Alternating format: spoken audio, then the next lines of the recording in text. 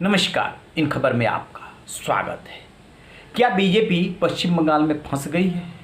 ममता दीदी की जो प्रतिक्रियावादी राजनीति है उसके चक्रव्यूह से उसे रास्ता नहीं सूझ रहा है।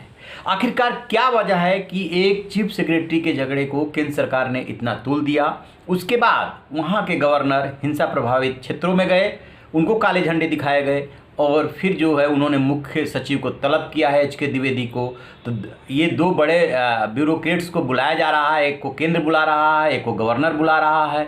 इसके बावजूद वहाँ हिंसा थम नहीं रही है और बीजेपी कार्यकर्ताओं को अपनी जान बचाने के लिए टीएमसी के नेताओं विधायकों से मदद लेनी पड़ रही है। ज़रा इस राजनीति को समझने की कोशिश करते हैं। देखिए हुआ क्या कि बीजेपी ने इस चुनाव को डू और डाई के उस पे पैरामीटर पे लड़ा, या तो मतलब कि किसी हर हाल में जीतना है। और सार्वजनिक मंच से टीएमसी कार्यकर्ताओं को चेतावनी दी गई कि सरकार बनने दो, इसके बाद हम तुम्हें बताएंगे कि गुंडाई कैसे होती है, सारी गुंडाई खत्म कर देंगे।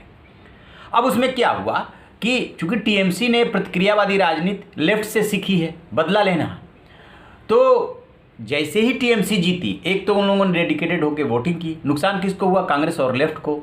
और उसके बाद जैसे ही टीएमसी जीती उन्होंने बदला लेना शुरू कर दिया। और कहीं ना कहीं मुख्यमंत्री ममता बनर्जी और वहाँ के शासन प्रशासन का भी सहा है, क्योंकि जब पुलिस के पास जाते हैं तो उनको मदद नहीं मिलती है। नतीजा क्या हुआ कि बीजेपी कार्यकर्ताओं को जो इंटीरियर इलाके वहाँ से छोड़कर के असम की तरफ भागना पड़ा। जान बचाने के लिए इधर उधर भाग रहे हैं, कोई उनकी मदद करने वाला नहीं है। राज्यपाल जो है जमीन पर उतरे, दौरा करने गए, कोई असर नहीं हुआ। फिर अलापन बंदोपाध्याय का इशू आया जो कि चीफ सेक्रेटरी थे, उस मामले में केंद्र ने उनको नोटिस दिया और अभी भी कार्रवाई की बात चल रही है। लेकिन उससे भी टीएमसी कार्यकर्ता नहीं रुक रहे हैं और नहीं समस्या का समाधान हो रहा है। अभी 2 दिन पहले गवर्नर ने ट्वीट किया कि वहाँ की जो पुलिस है वो उनकी हिंसा के एक तरह से विस्तारित नीति की हिस्सा है, कोई मदद ही नहीं कर रही है। उन्होंने चीफ सेक्रेटरी को बुलाया है, रिपोर्ट मांग रहे हैं, डीजीपी को बोल रहे हैं, कमिश्नर को बोल रहे हैं, कोई नहीं सुन रहा है। फिर अब क्या करें ऐसे में कार्यकर्ता? अब 2 परिस्थितियां बन रही है। एक तो ये कि बीजेपी के जो लोकल ग्राउंड लेवल के कार्यकर्ता हैं उन्हें अपनी जान बचाने के लिए टीएमसी नेताओं को, विधायकों को अपने उसमें उनसे मदद मांगनी पड़ रही है। संघमित्रा पॉल है, महिला मोर्चा के अध्यक्ष हैं, वो कह रहे कि करे तो क्या करे। अमर उजाला ने उनको कोट किया है, अमर उजाला की एक विस्तृत रिपोर्ट है, उसमें बाकायदे उनको कोट किया गया है कि हमें मदद लेनी पड़ रही है।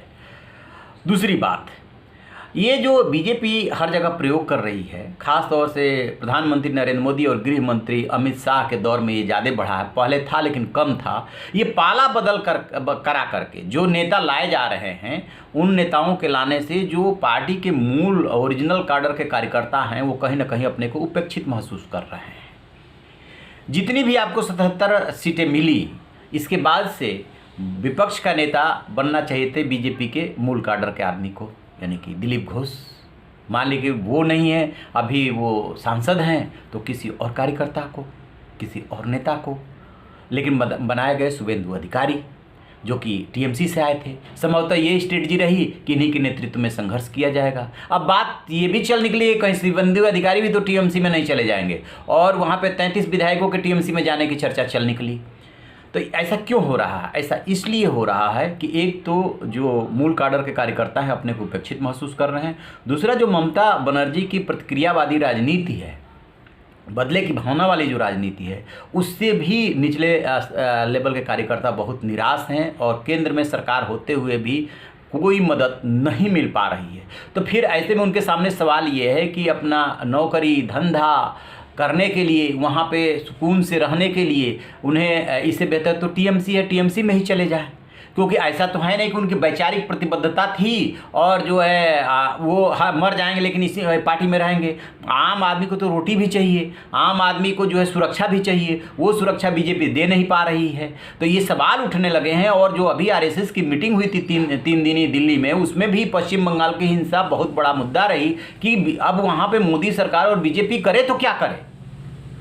तो एक तो पार्टी में ही 2 गुट बन गए, एक शुभेंदु अधिकारी गुट और एक दिलीप घोष गुट, यानी कि एक पुराने कार्यकर्ता और एक नए आए हुए लोग। और उसमें भी पुराने वाले आरोप लगा रहे हैं कि जो आ करके क्या तीर मार लिए, 5-7 बामुश्किल बाहर से आए हुए लोग जीते हैं।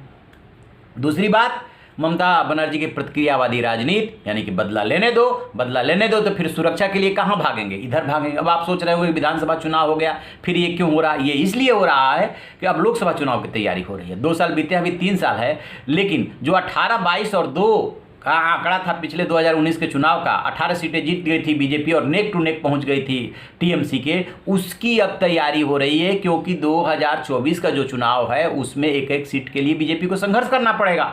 और टीएमसी चाहेगी कि जो 18 ये लेकर के 2019 में चले गए थे वो आंकड़ा ये छूने ना पाएं, तो इसलिए वो अभी से अपनी जमीन मजबूत करने में लग गई है और निश्चित रूप से बीजेपी कार्यकर्ताओं को तोड़ेगी और बताएगी कि 5 साल तक तो हमारा ही राज है, सुरक्षा के लिए तुम्हें हमारे पास ही आना है, बेहतर है कि तुम इस पाले में आ जाओ। तो इस तरीके की वहाँ पे राजनीति चल रही है जिसमें कि बीजेपी बुरी तरह से घिर गई है।